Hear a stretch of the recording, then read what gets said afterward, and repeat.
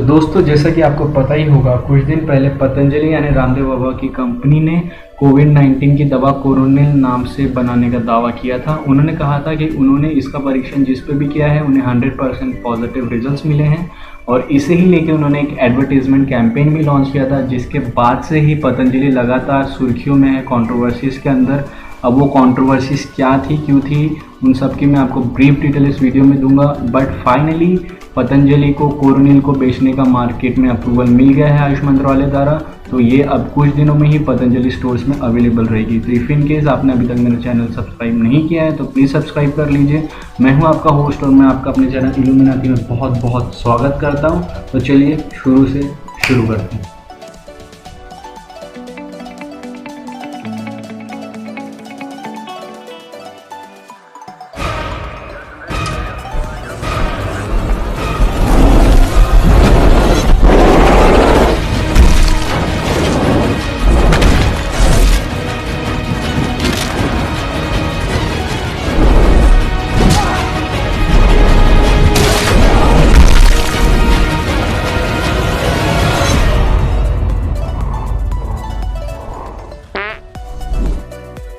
A few moments later.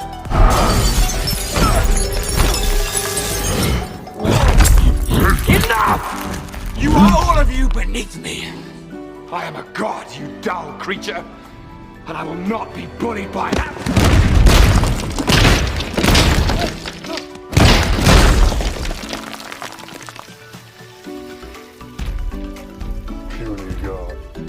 Many months later.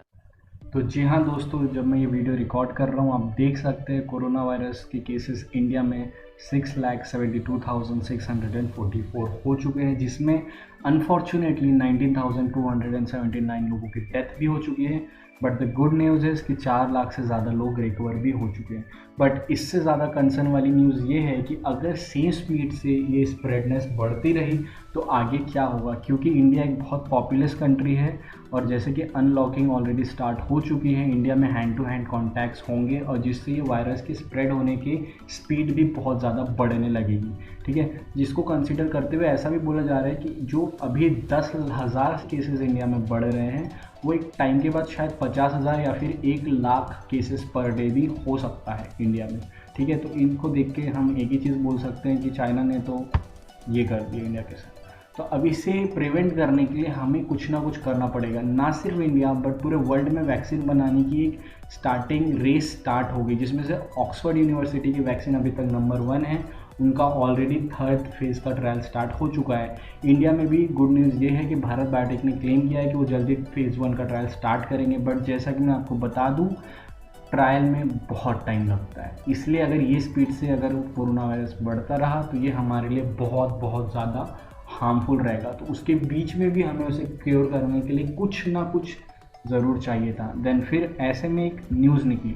जी हाँ, रामदेव बाबा के पतंजलि ने ये क्लेम किया कि उन्होंने कोविड-19 को क्योर करने वाली दवा कोरोनिल नाम से बना ली है और उन्होंने ये क्लेम किया कि 100% पॉजिटिव रिजल्ट्स मिले हैं उनके ट्रायल में, जो कि बहुत बड़ी ब्रेकिंग न्यूज़ थी, क्योंकि दुनिया भर की बड़ी बड़ी कंपनियां कोविड-19 की दवाई बनाने में जुटी थी बट अभी तक किसी ने ऐसा क्लेम नहीं किया था। ये इंडिया के लिए बहुत ही प्राउड मोमेंट भी था एंड बहुत अच्छा क्लेम भी था। लेकिन इसके साथ ही 2 घंटे बाद एक ये रिपोर्ट निकलने गई, जिससे पतंजलि की कंट्रोवर्सी की स्टार्टिंग हुई। सेंटर यानी कि आयुष मंत्रालय ने सबसे पहले पतंजलि को फॉर्मुलेशन की डिटेल मांगी और कहा जब तक हम ये फॉर्मुलेशन को अप्रूव नहीं करते आप कोई भी इससे रिलेटेड एडवर्टीजमेंट नहीं करेंगे। दोस्तों, फॉर्मुलेशन क्या होता है? जब आप कोई मेडिसिन तैयार कर रहे हो तो उसके ट्रायल्स होते हैं, कहाँ टेस्ट किया, क्या फार्मूला था, उसके आउटकम क्या थे। तो यही चीज़ आयुष मंत्रालय ने मांगी है, क्योंकि उन्हें इस बारे में अभी तक कोई आइडिया नहीं था, उन्होंने ये क्लेम किया था। ये होने की देर ही थी कि कुछ टाइम के बाद हमें ये न्यूज़ मिली कि महाराष्ट्र एंड राजस्थान में ऑलरेडी कोरोनिल को बैन कर दिया गया है और यहीं से इसकी पॉलिटिकल प्रोपोगेंडा की शुरुआत भी हुई। क्योंकि हाँ, ये कहा जाता है कि Ramdev Baba pro BJP person है और महाराष्ट्र में संगठन की और राजस्थान में कम्प्लीटली कांग्रेस की सरकार है, इसलिए इसे बैन किया गया। जैसा कि आप यहाँ पे देख सकते हैं, होम मिनिस्टर ऑफ महाराष्ट्र जो अनिल देशमुख है, उन्होंने स्ट्रेट अवे कहा कि NIMS ऑफ जयपुर देखेगा कि पतंजलि के कोरोनिल के टेस्ट लिए गए हैं या नहीं।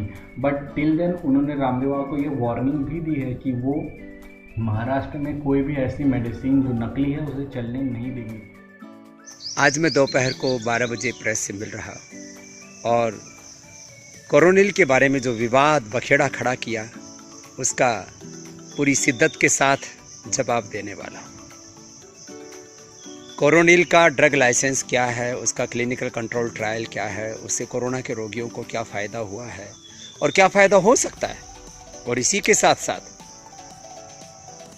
किस तरह से एक साजिश की गई ड्रग माफियाओं के द्वारा, एमएनसीज के द्वारा किस तरह से एक दुष्प्रचार किया गया और जो इस देश के अंदर एक बौद्धिक आतंकवाद फैला करके अपनी निजता से नफरत का, योग आयुर्वेद स्वदेशी भारत और भारतीयता से नफरत का एक जो वातावरण बनाना चाहते हैं, अब उनके मंसूबों पर पानी फेरेगा।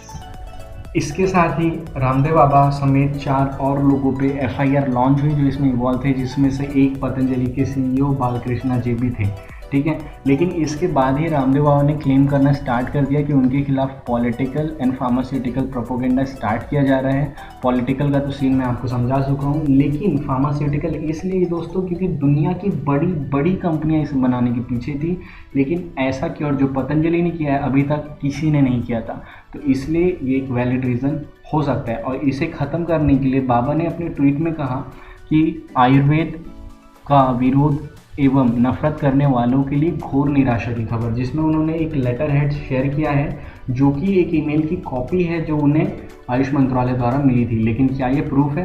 जी नहीं दोस्तों, अगर आप इसे ध्यान से देखेंगे तो आपको पता चलेगा ये एक रिप्लाई ईमेल है। जैसे कि मैंने अगर आपको कोई ईमेल भेजा अपनी डिटेल देके तो आप मुझे रिप्लाई बैक कर रहे हैं कि हाँ हमें आपकी डिटेल मिल चुकी है। इसी तरीके से आयुष मंत्रालय ने भी पतंजलि को एक ईमेल भेजा कि उन्होंने कंपोजिशन रिलेटेड पूरी इन्फॉर्मेशन मिल चुकी है, ठीक है। इसके बाद लोगों में ओपिनियन बनना शुरू हुए कि इतना फॉल्स प्रोपोगेंडा क्यों स्प्रेड किया जा रहा है पतंजलि के खिलाफ, क्योंकि अभी हमारे पास ऐसा कोई क्योर नहीं था।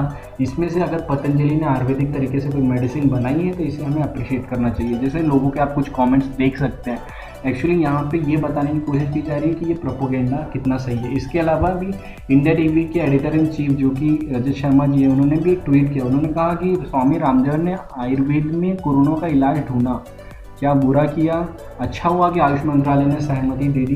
जी हाँ दोस्तों, ये न्यूज़ सही है कि आयुष मंत्रालय ने सहमति दे दी है कोरोनिल के लिए, लेकिन इसमें थोड़ा सा ट्विस्ट है। इससे दवाई कहो या इम्यूनिटी बूस्टर क्या फ़र्क पड़ता है? अगर मरीजों को राहत मिलती है तो खोज धोती वाले ने की है या टाई वाले ने की है, इससे क्या फ़र्क पड़ता है? एक्चुअली ये बात बहुत सही है, टाई वाले करें या धोती वाले करें, लोग क्योर होना चाहिए। But the point is approval मिला है। कंप्लीट न्यूज़ ये है कि उससे एज इम्यूनिटी बूस्टर अप्रूवल मिला है, यानी कि पतंजलि कोरोनिल को बेच सकती है as a immunity booster but not as the cure for कोविड-19। उसे ये पॉइंट वहाँ से हटाना पड़ेगा। तो ये था इस टॉपिक पे कंप्लीट एनालिसिस। मेरे दोस्तों, आप अपना ओपिनियन जरूर शेयर कीजिए इस कंट्रोवर्सी के बारे में। आप क्या सोचते हैं कि इसके पीछे कौन रिस्पॉन्सिबल है, द मेडिकल माफिया और political mafia? Thank you so much दोस्तों ये वीडियो यहाँ तक देखने के लिए। आई होप मैं आपको कुछ कंटेंट सर्व कर पाया। अगर ये वीडियो आपको अच्छा लगा तो प्लीज़ लाइक कीजिए। अगर अभी तक आपने मेरे चैनल को सब्सक्राइब नहीं किया है तो सब्सक्राइब कीजिए, और मैं आपसे मिलता हूँ अपने नेक्स्ट वीडियो में। तब तक हंसते रहिए, घर पे रहिए और सेफ रहिए। Bye bye.